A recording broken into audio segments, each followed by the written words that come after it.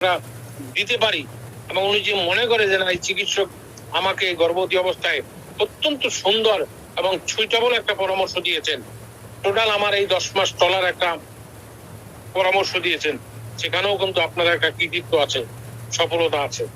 এই পরামর্শগুলোর উপরে যখন উনি অবাক হয়ে যাবেন তখন আপনার প্রশংসা করবে, উনি আবার ফিরে আসবে, ডাক্তার সাহেব আপনি তো আমাকে ঔষধ দিছিলেন, আপনার নিয়ম পদ্ধতিকে বলেন আমার কাছে খুব ভালো লেগেছে, কিন্তু আপনার ঔষধটা খাওয়ার পর আমি আসলে কোনো পরিবর্তন থাকি না। হ্যাঁ, তখন আবার জিজ্ঞাসা করে ওই সম্বন্ধযুক্ত ঔষধ আবার নির্বাচন করতে আমরা সক্ষম হব। তাইলে আমি যে রুগীরা আবার ফিরে আসলো এই কথাবার্তা বলার জন্য আমার আন্তরিকতা টানে উনি ফিরে আসলো, বা ওনার আন্তরিক টান আমার প্রতি হয়েছে, উনি ফিরে আসলো। এর জন্য হোমিওপ্যাথিক চিকিৎসায় প্রথমে একটা রোগীর ভিতরে কঠিন একটা ফেথফুল আনতে হবে এবং একটা আন্তরিকতা সৃষ্টি করতে হবে, তাইলে আমাদের অবস্থান থেকে আমরা মোটামুটি একটা ভালো ফলাফল করতে পারবো। তো গর্ভাবস্থায় হোমিওপ্যাথিক চিকিৎসায় আমাদের হোমিওপ্যাথিক লক্ষণ ভিত্তিক ঔষধ রয়েছে, রোগীদের প্রকৃতি অনুযায়ী নির্ধারণ করতে হয়। সঠিক ঔষধ বেছে নিলে রোগী অপ্রয়োজনীয় ঔষধ বা ঝুঁকি ছাড়াই নিরাপদ সন্তান প্রসব করতে পারে।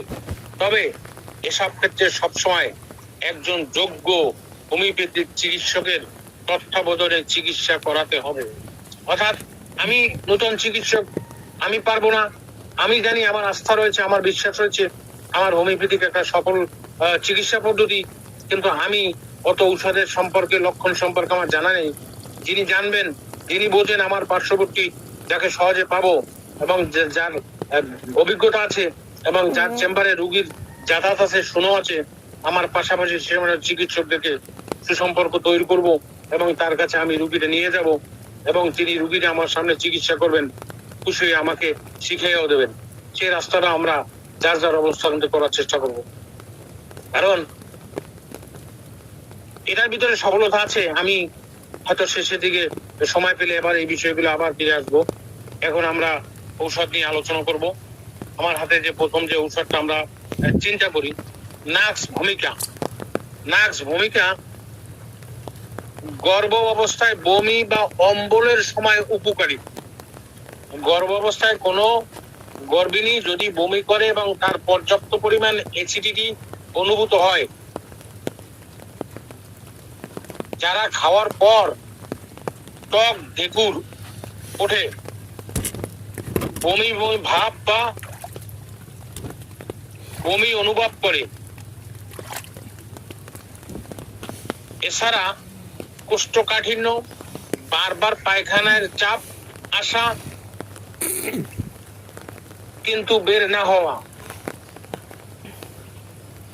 এই লক্ষণের উপরে আমরা নাক্স ভূমিকা দিতে পারবো।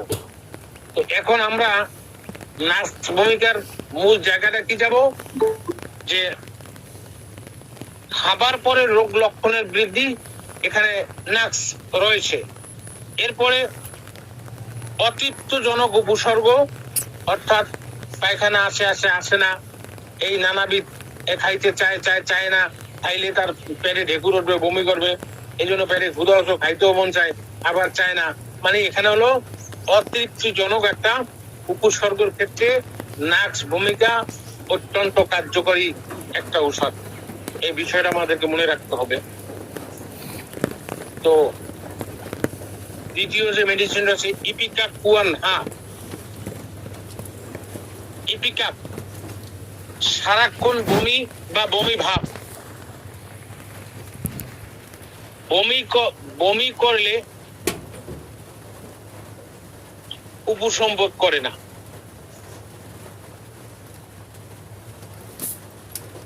সাধারণত প্রেগন্যান্সির প্রথম 3 মাসে যে বমিটা হয়, সেই বমির ক্ষেত্রে এই ইপিকাপ অত্যন্ত কার্যকরী একটা ঔষধ।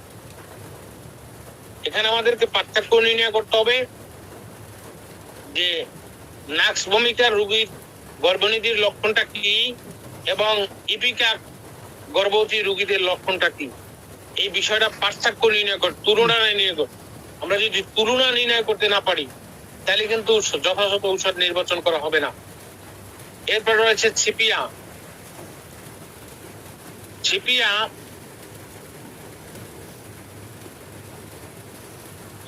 রোগী গর্ভবতী মহিলারা সকালের দিকে বেশি বমি করে এবং খাবারের গন্ধে বিরক্তি বোধ করে, মাথায় ভারী বোধ, বিকেলে ক্লান্তি ও তীব্র মাথা ব্যথা, প্রস্রাব ধরে রাখতে না পারা,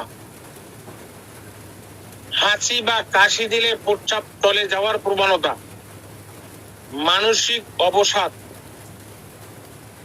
বিরক্তি এবং শক্তিহীনতা।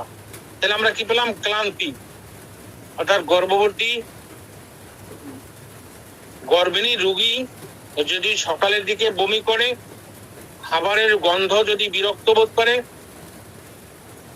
মাথা যদি ভারী বোধ অনুভূত হয়, বিকেলের দিকে যদি শরীর ক্লান্ত লাগে এবং তীব্র মাথা ব্যথা হয়, প্রস্রাব ধরে রাখতে না পারে বা হাঁচি কাশি দিলে প্রস্রাব চলে আসার প্রবণতা থাকে, সেক্ষেত্রে সিপিয়া ঔষধটা অত্যন্ত কার্যকরী একটা ঔষধ।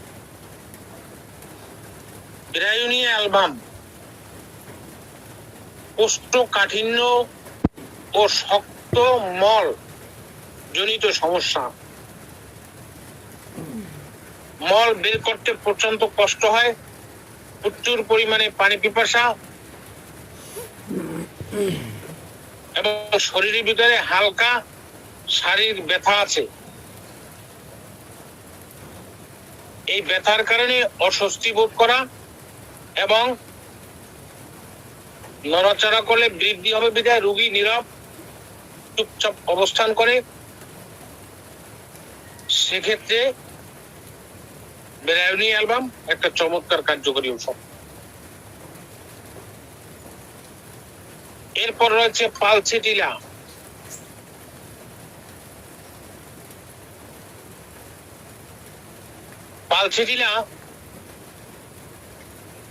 পালসিটিলার গর্ভিণী রোগী হলো কোমল প্রকৃতির,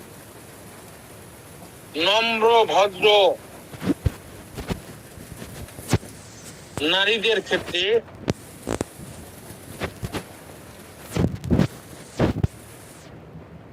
প্রস্রাব বেদনা বারবার আসে বা চলে যায়, প্রস্রাব বেদনা স্থায়ী নয় অথবা দিক পরিবর্তন করে এবং তৈলাক্ত কোনো খাবার পরে তার অ্যাসিডিটি আসে এবং বাতাসে আরাম পায়,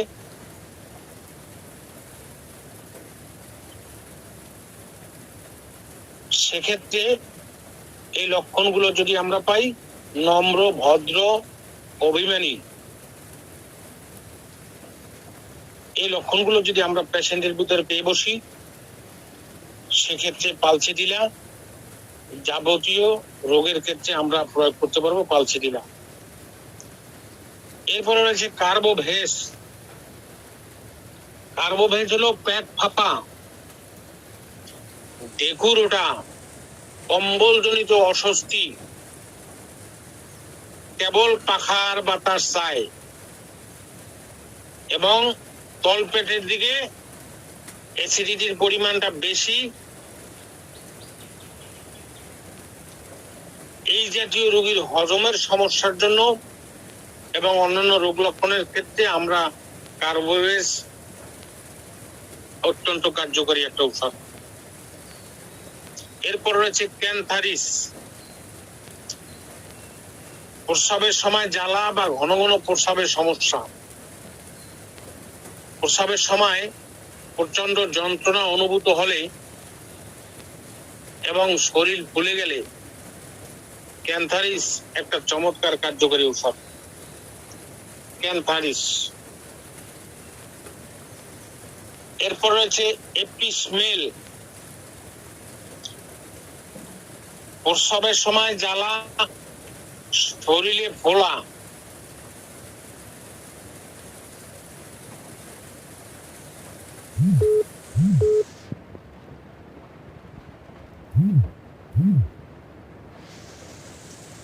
প্রস্রাব পরবর্তীতেও যদি ফোলা থাকে, সেক্ষেত্রে